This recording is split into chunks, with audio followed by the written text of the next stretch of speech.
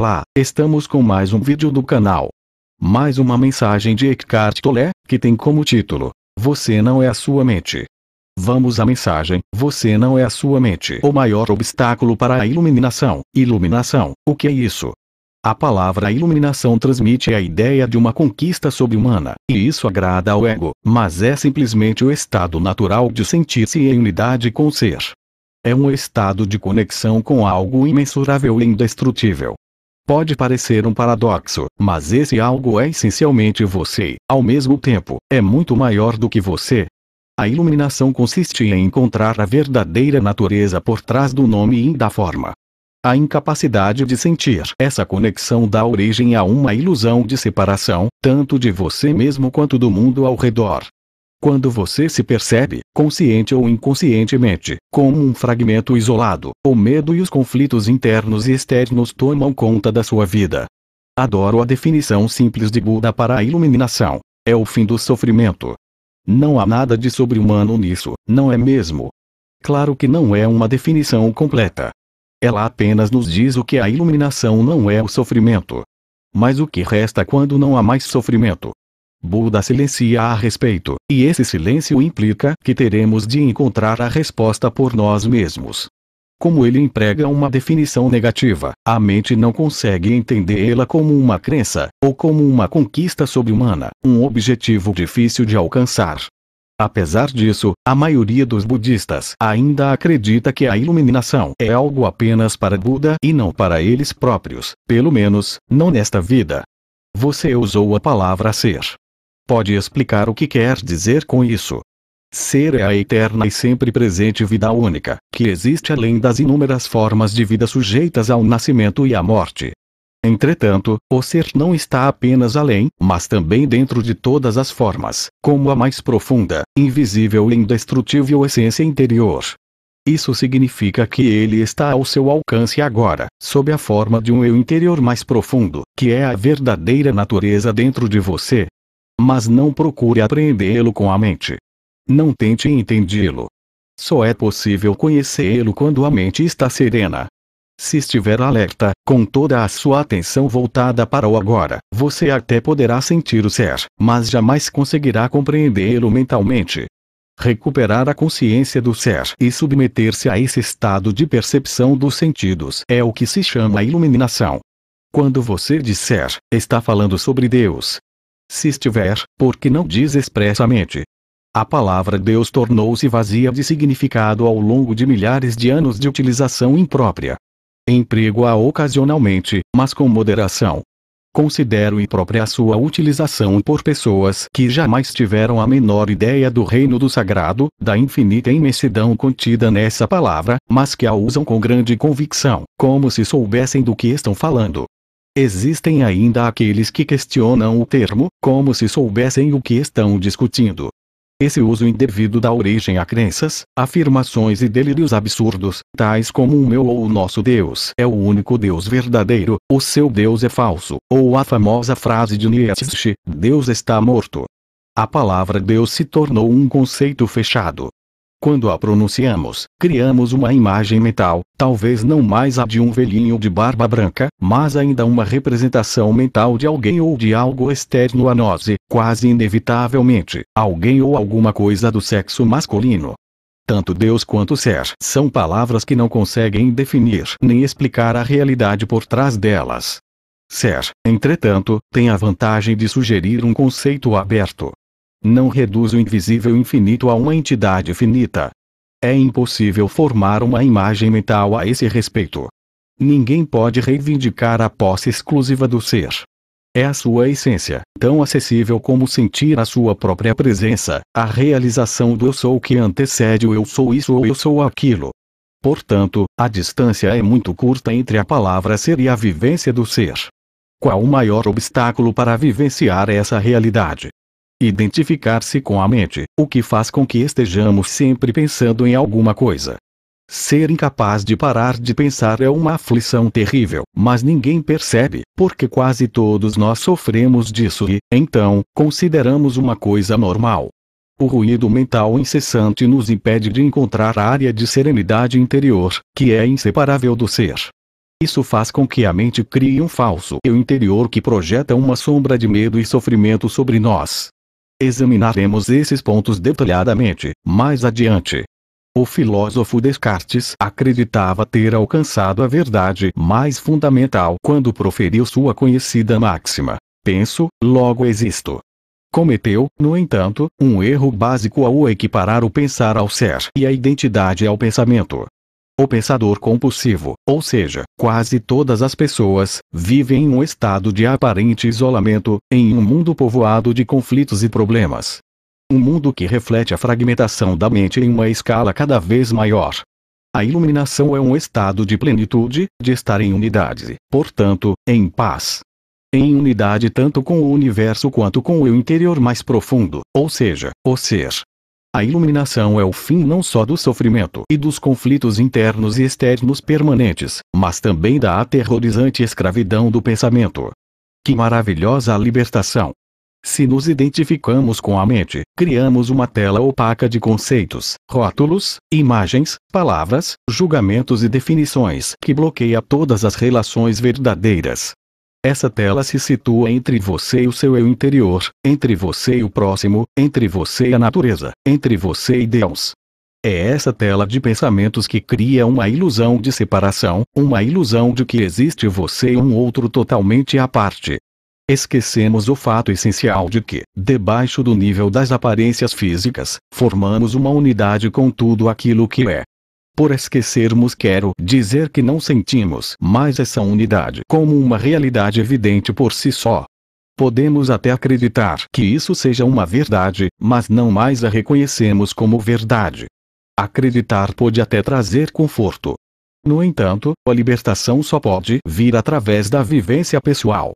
Pensar se tornou uma doença. A doença acontece quando as coisas se desequilibram. Por exemplo, não há nada de errado com a divisão e a multiplicação das células no corpo humano. Mas, quando esse processo acontece sem levar em conta o organismo como um todo, as células se proliferam e temos a doença. Se for usada corretamente, a mente é um instrumento magnífico.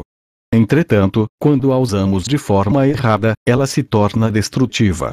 Para ser ainda mais preciso, não é você que usa a sua mente de forma errada. Em geral, você simplesmente não usa a mente. É ela que usa você. Essa é a doença. Você acredita que é a sua mente. Eis aí o delírio. O instrumento se apossou de você. Não concordo muito com isso.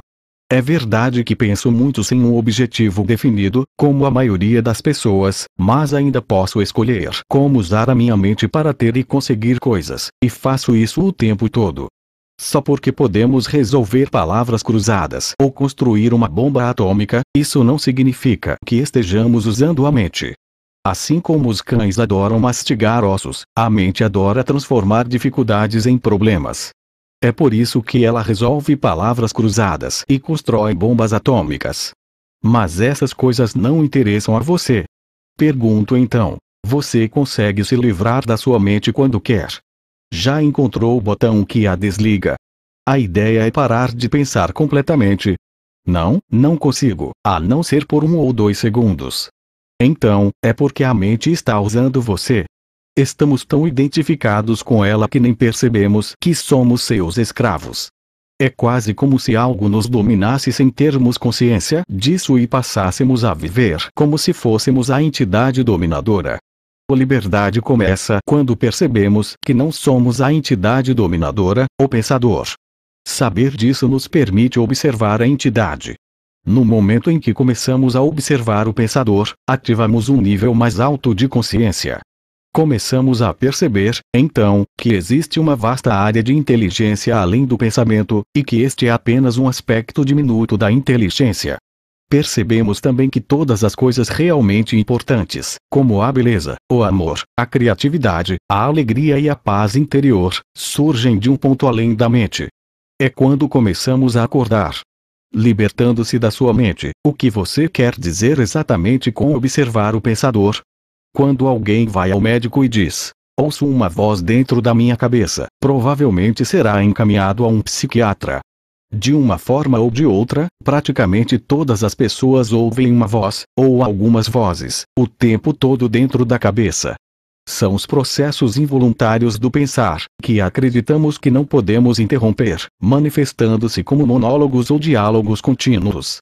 Você já deve ter cruzado na rua com pessoas doidas falando sem parar, ou resmungando consigo mesmas. Não há nisso nada de diferente do que acontece com você e com outras pessoas normais, exceto que vocês não falam alto. A voz comenta, especula, julga, compara, desculpa, gosta, desgosta, etc. A voz não precisa ser relevante para a situação do momento, pois ela pode estar revivendo o passado recente ou remoto, ou ensaiando, ou imaginando possíveis situações futuras. Neste último caso, ela imagina sempre as coisas indo mal e com resultados desfavoráveis. É o que se chama de preocupação. Às vezes, essa trilha sonora é acompanhada de imagens ou filmes mentais. Mesmo que tenha alguma relação com o momento, a voz será interpretada em termos do passado. Isso acontece porque a voz pertence à mente condicionada, que é o resultado de toda a nossa história passada, bem como dos valores culturais coletivos que herdamos. Assim, vemos e julgamos o presente com os olhos do passado e construímos uma imagem totalmente distorcida. Não é raro que a voz se torne o pior inimigo de nós mesmos. Muitas pessoas vivem com um torturador em suas cabeças, que as ataca e as pune sem parar, drenando sua energia vital. Essa é a causa de muita angústia e infelicidade, assim como de doenças. A boa notícia é que podemos nos libertar de nossas mentes. Essa é a única libertação verdadeira. Dê o primeiro passo neste exato momento. Comece a prestar atenção ao que a voz diz, principalmente a padrões repetitivos de pensamento, aquelas velhas trilhas sonoras que você escuta dentro da sua cabeça há anos. É isso o que quero dizer com observar o pensador. É um outro modo de dizer o seguinte: ouça a voz dentro da sua cabeça, esteja lá presente, como uma testemunha. Seja imparcial ao ouvir a voz, não julgue nada. Não julgue ou condene o que você ouve, porque fazer isso significaria que a mesma voz acabou de voltar pela porta dos fundos. Você logo perceberá: lá está a voz e aqui estou eu, ouvindo-a e observando-a. Sentir a própria presença não é um pensamento, é algo que surge de um ponto além da mente. Assim, ouvir um pensamento significa que você está consciente não só do pensamento, mas também de você mesmo, como uma testemunha daquele pensamento. Isso acontece porque uma nova dimensão da consciência acabou de surgir. Quando você ouve o pensamento, sente uma presença consciente, que é o seu eu interior mais profundo, por trás ou por baixo do pensamento. O pensamento, então, perde o poder que exerce sobre você e se afasta rapidamente, porque a mente não está mais recebendo a energia gerada pela sua identificação com ela. Esse é o começo do fim do pensamento involuntário e compulsivo. Quando um pensamento se afasta, percebemos uma interrupção no fluxo mental, um espaço de mente vazia. No início, esses espaços são curtos, talvez de apenas alguns segundos, mas, aos poucos, se tornam mais longos. Quando esses espaços acontecem, sentimos uma certa serenidade e paz interior. Esse é o começo do estado natural de unidade com o ser, que normalmente é encoberto pela mente. Com a prática, a sensação de paz e serenidade vai se intensificar. Na verdade, essa intensidade não tem fim. Você também vai sentir brotar lá de dentro uma sutil emanação de alegria, que é a alegria do ser. Não se trata de um estado de transe. Nada disso. Se o preço da paz fosse a perda da consciência e o preço da serenidade, a falta de vitalidade e de vivacidade, então não valeria a pena. É exatamente o oposto. Nesse estado de conexão interior, ficamos muito mais alertas. Estamos presentes por inteiro. Ao penetrarmos mais profundamente nessa área de mente vazia, como ela às vezes é chamada no Oriente, começamos a perceber o estado de pura consciência. Nesse estado, sentimos a nossa própria presença com tal intensidade e alegria que os pensamentos, as emoções, nosso corpo, o mundo exterior, tudo se torna insignificante comparado a ele. No entanto, não é um estado egoísta, e sim generoso. Ele nos transporta para um ponto além do que antes julgávamos ser o nosso eu interior. Essa presença é essencialmente você, ao mesmo tempo, muito maior do que você. Em vez de observar o pensador, podemos também criar um espaço no fluxo da mente, direcionando o foco da nossa atenção para o agora. Torne-se consciente do momento. Isso é profundamente gratificante de se fazer. Agindo assim, desviamos a consciência para longe da atividade da mente e criamos um espaço de mente vazia, em que ficamos extremamente alertas e conscientes, mas sem pensar. Essa é a essência da meditação. Na vida diária é possível pôr isso em prática, dando total atenção a qualquer atividade rotineira, normalmente considerada como apenas um meio para atingir um objetivo, de modo a transformá-la em um fim em si mesma. Por exemplo, todas as vezes que você subir ou descer as escadas em casa ou no trabalho, preste muita atenção a cada passo, a cada movimento, até mesmo a sua respiração. Esteja totalmente presente. Ou, quando lavar as mãos, preste atenção a todas as sensações provocadas por essa atividade, como o som e o contato da água, o movimento das suas mãos, o cheiro do sabonete, e assim por diante. Ou então, quando entrar em seu carro, pare por alguns segundos depois que fechar a porta e observe o fluxo da sua respiração. Tome consciência de um silencioso, mas poderoso, sentido de presença. Para medir, sem errar, o seu sucesso nessa prática, verifique o grau de paz dentro de você. Portanto, o passo mais importante na caminhada em direção à iluminação é aprendermos a nos dissociar de nossas mentes. Todas as vezes que criamos um espaço no fluxo do pensamento, a luz da nossa consciência fica mais forte.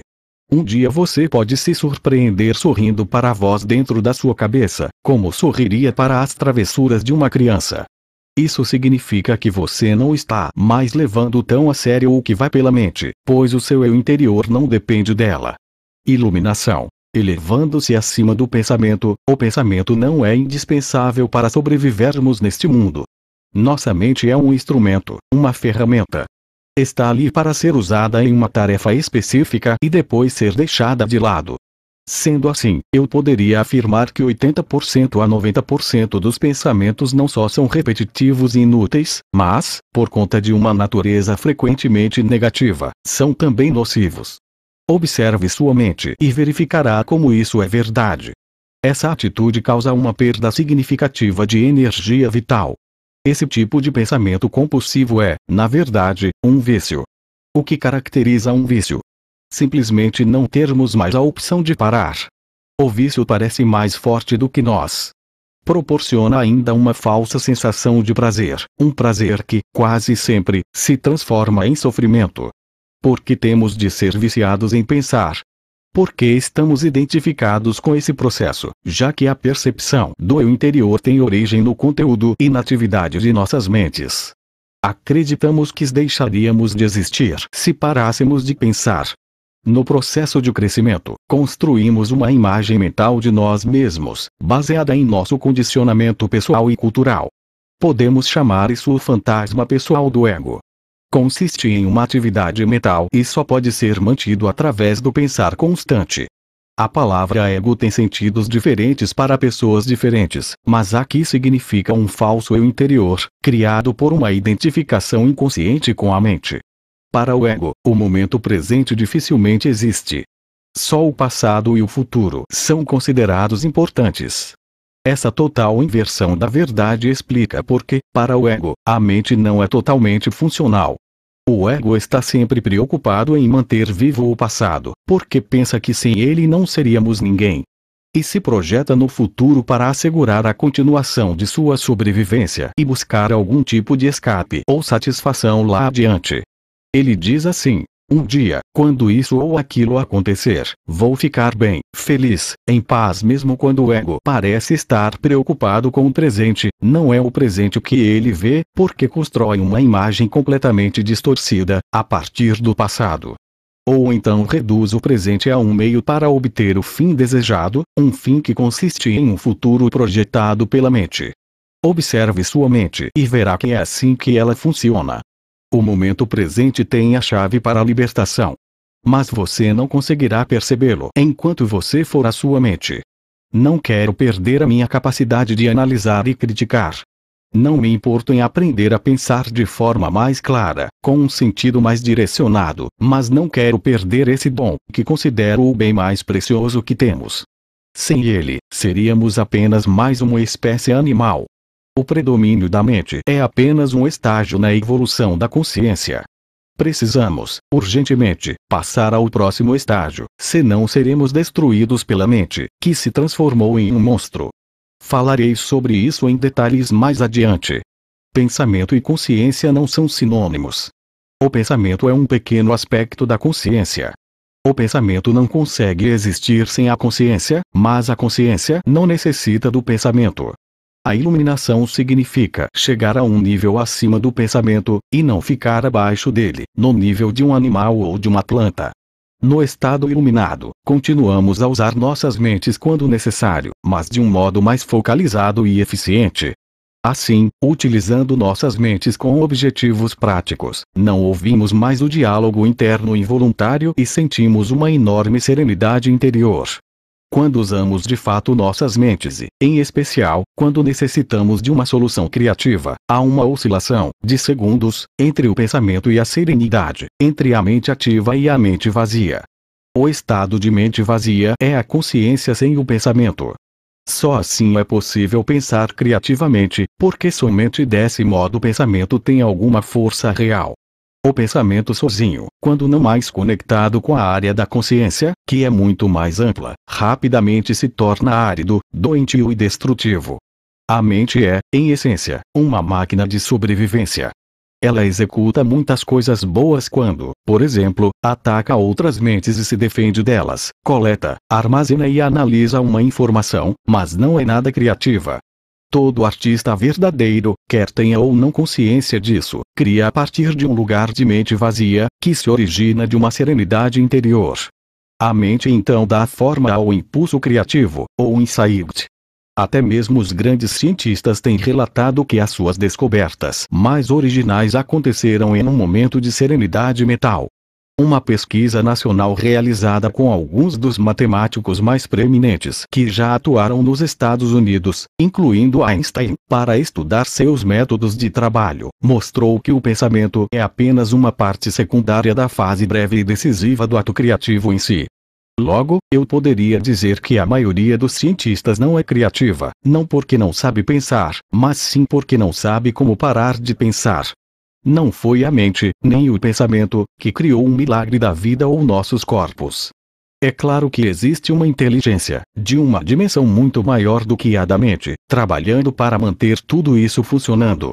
Como uma simples célula humana, que mede 1,000 de 25,4 milímetros, pode conter instruções dentro do DNA que encheriam 1000 livros de 600 páginas cada um.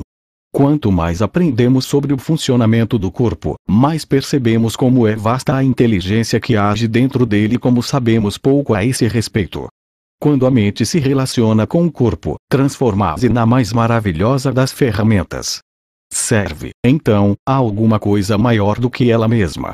Emoção. A reação do corpo à mente quanto às emoções. Elas me dominam muito mais do que a minha mente. A mente, no sentido em que emprego o termo, não é apenas pensamento. Ela inclui nossas emoções, assim como todos os padrões de reações mentais e emocionais inconscientes. A emoção nasce no lugar onde a mente e o corpo se encontram.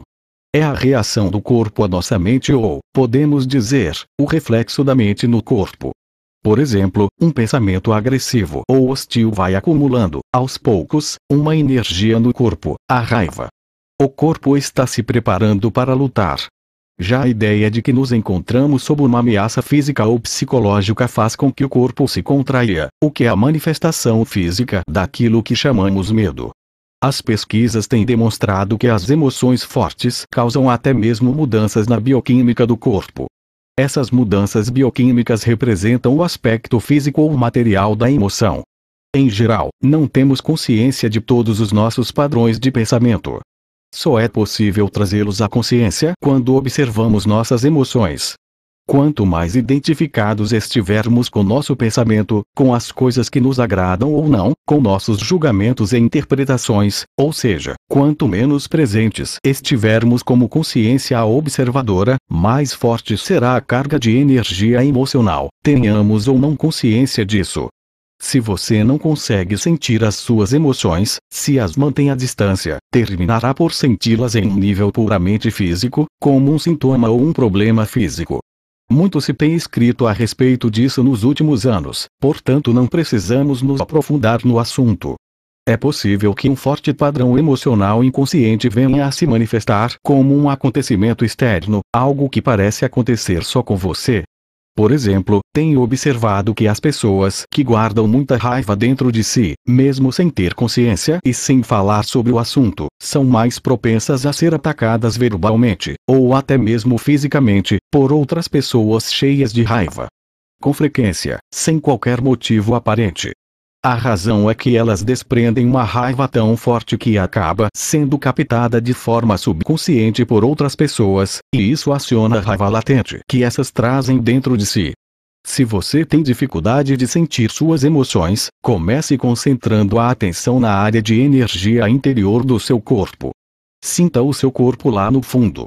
Essa prática colocará você em contato com as suas emoções. Aprofundarei o assunto mais adiante. Você diz que a emoção é o reflexo da mente no corpo. Mas, às vezes, ocorre um conflito entre os dois quando a mente diz não e a emoção diz sim, ou vice-versa. Se quisermos conhecer mesmo a nossa mente, o corpo sempre nos dará um reflexo confiável. Portanto, observe a sua emoção, ou melhor, sinta em seu corpo. Se houver um aparente conflito entre os dois, a verdade estará na emoção e não no pensamento. Não há verdade definitiva sobre quem você é, mas a verdade relativa ao estado da sua mente naquele momento. É bastante comum ocorrerem conflitos entre os pensamentos superficiais e os processos mentais inconscientes. Mesmo que você ainda não seja capaz de trazer a sua atividade mental inconsciente para um estado de consciência sob a forma de pensamento, ela estará sempre refletida no seu corpo como uma emoção, e isso você pode passar a perceber. Observar uma emoção por esse ângulo é basicamente o mesmo que ouvir ou observar um pensamento, como descrevi anteriormente. A única diferença é que o pensamento está na sua cabeça, enquanto a emoção, por conter um forte componente físico, se manifesta em primeiro lugar no corpo. Você pode permitir que a emoção esteja ali, sem deixar que ela assuma o controle. Você não é mais a emoção. Você é o observador, a presença que observa. Ao praticar isso, tudo que está inconsciente será trazido à luz da sua consciência. Então, observar nossas emoções é tão importante quanto observar nossos pensamentos. Sim. Habitue-se a perguntar o que está acontecendo com você nesse exato momento. Essa questão lhe indicará a direção certa. Mas não analise, apenas observe. Concentre sua atenção dentro de você. Sinta a energia da emoção. Se não há emoção presente, concentre sua atenção mais fundo no campo da energia interna do seu corpo. Essa é a porta de entrada para o ser. Uma emoção, em geral, representa um padrão de pensamento amplificado e energizado.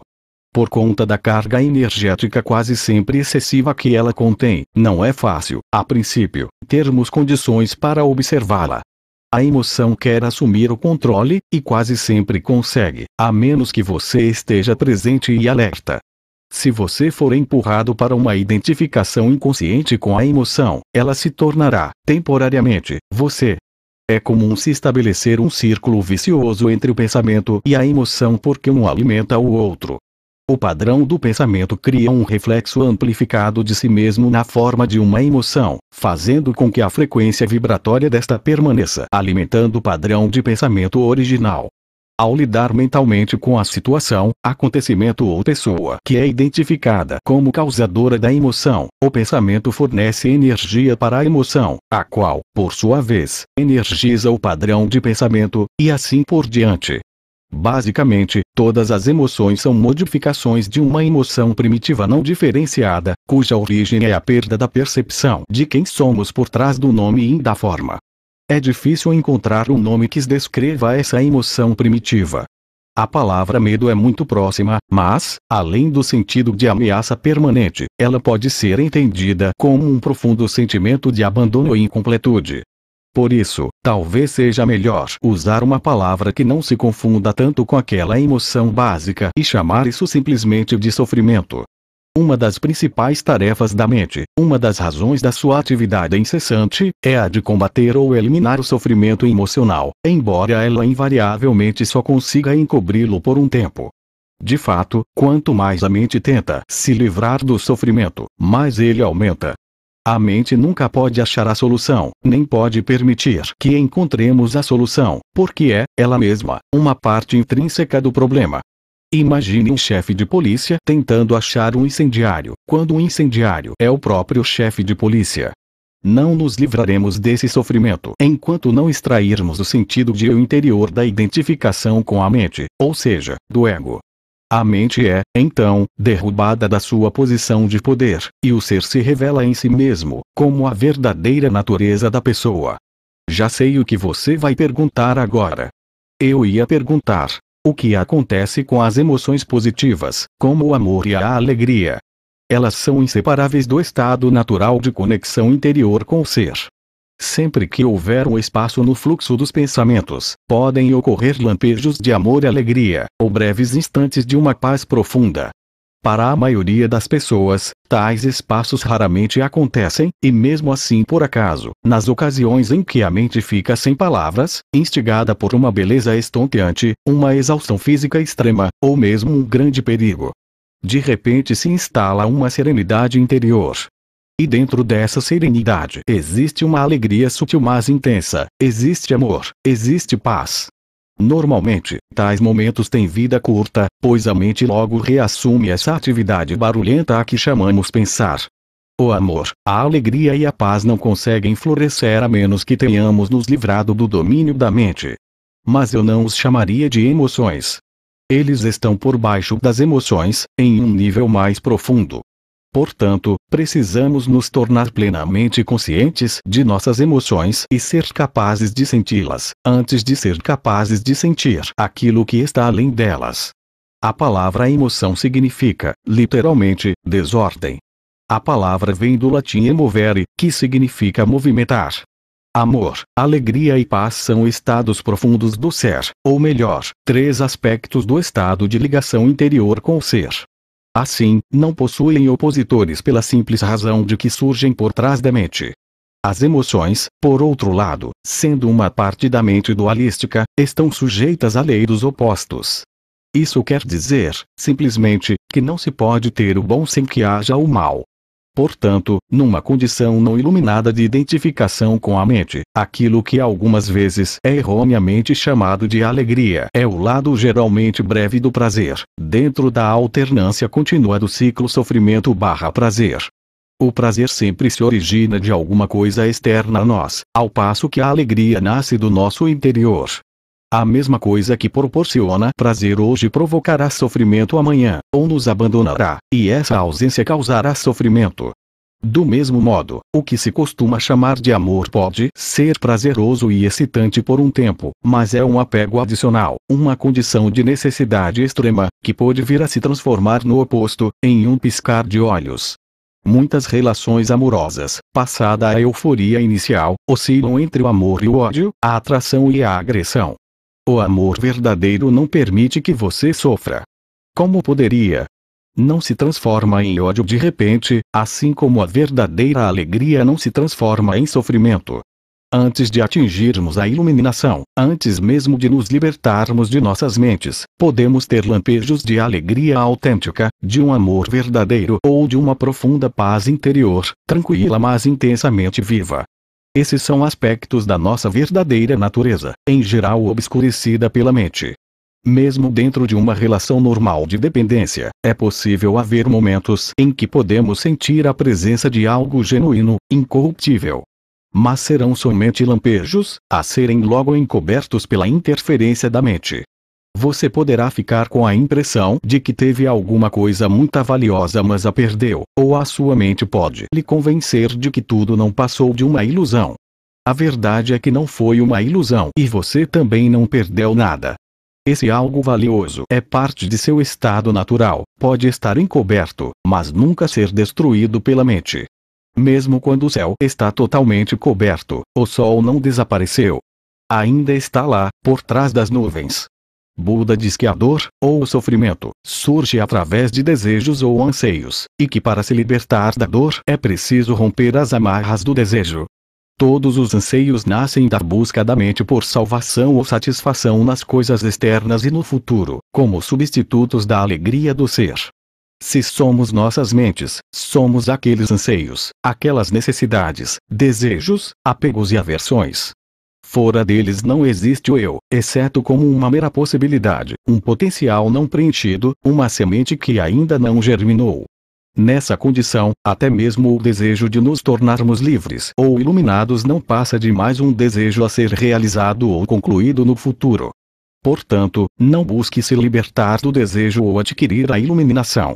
Torne-se presente. Esteja lá, como um observador da mente. Em lugar de citar Buda, seja o iluminado, que é o que a palavra Buda significa.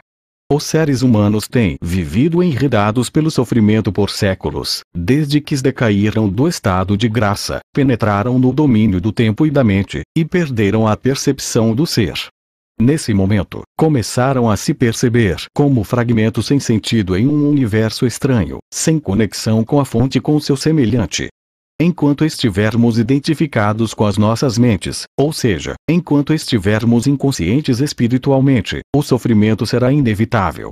Refiro-me aqui ao sofrimento emocional, que é também a causa principal do sofrimento físico e da doença. O ressentimento, o ódio, a autopiedade, a culpa, a raiva, a depressão, o ciúme e até mesmo uma leve irritação são formas de sofrimento. E qualquer prazer ou forte emoção contém em si a semente do sofrimento. É o inseparável oposto, que se manifestará com o tempo.